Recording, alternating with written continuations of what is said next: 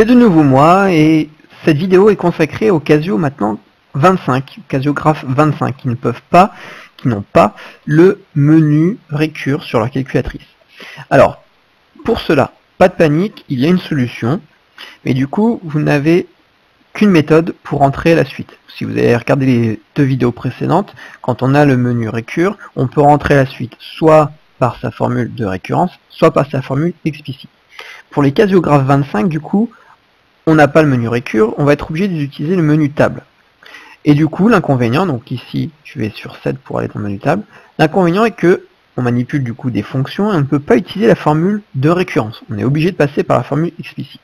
Donc, je la remets ici dans la correction. La voici, la formule explicite. Et donc, on va la rentrer dans la calculatrice.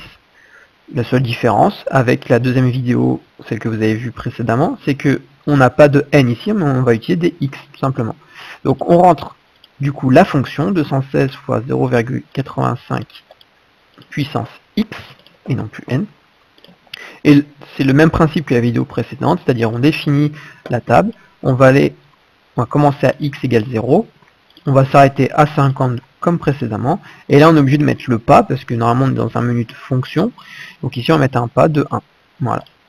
Et vous mettez votre tableau de valeur, table, et vous avez exactement le même résultat que précédemment.